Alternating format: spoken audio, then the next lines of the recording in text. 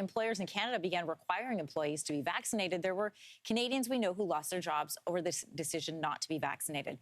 But as provinces are starting now to roll back their vaccine passport restrictions, what does that mean for people who were let go? Well, joining us this morning is employment lawyer Alex Lucifero. Good morning. Good morning. Just to give everyone an example, the City of Toronto dismissed almost 500 employees in January because they were not vaccinated and refused to do so.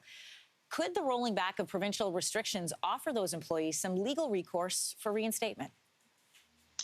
Well, it really depends, Anne-Marie. I mean, if some of those employees are still on an unpaid leave, there's a possibility there that they might be recalled back to work. For those employees that have been terminated, and particularly for those employees that are non-unionized, unfortunately, there would be no chance to return to their employment. The only recourse that those employees would have would be one of severance.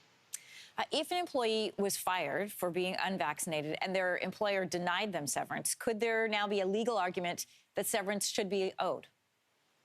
There certainly is. I mean, it was always within these employers' rights to let an employee go. So there's nothing inherently wrong with terminating an employee as long as the proper amount of severance is paid. And so for these employees, and you're absolutely right, Henry, I mean, some of these employees, a majority of these employees across all sectors were not offered severance when they were let go in these circumstances. Their severance claims have effectively become stronger now as the provinces eases restrictions, loosens mandates. I think the argument for these employees being owed severance, increases. What that means is that those employers took on a degree of risk and liability when they let these employees go. They should have expected that they would have owed these employees severance. I think that's an important point to remind people. A lot of times when people are offered severance, they don't realize that is negotiable. Similar to that, when you start a job, you can negotiate the terms of your contract. You can legally negotiate the terms of your severance. It is, absolutely. And it's unfortunately the case that the vast majority of severance packages that we see being offered to employees are deficient. They don't correspond with an employee's full severance entitlements.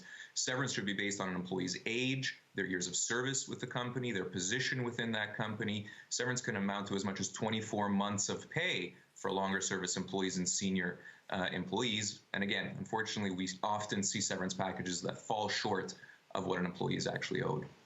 There are stories out right now about employees filing wrongful dismissal claims over vaccine policies. So how have the courts largely viewed these claims so far? We haven't had a precedent yet. That's correct. So it is too early to tell. No one of these cases have made it to court. I think the legal principles are strong in the sense that these employees will ultimately be successful in being owed severance. That is effectively what a wrongful dismissal claim is ultimately about. It's simply about the correct amount of severance being paid to these employees. Those cases are working their way through the court system. It would likely be several months until a decision is actually reported. We have seen some cases, Henry, out of the unionized environments. These are arbitration decisions. They're not necessarily court decisions. Those cases have been mixed. Some have found in favor of an employer, some in favor of an employee, but there have been no cases out of our court system in Ontario just yet. An important story to follow here in Canada as things continue to change on the mandate front and the restrictions front. Thanks so much, Alex. My pleasure.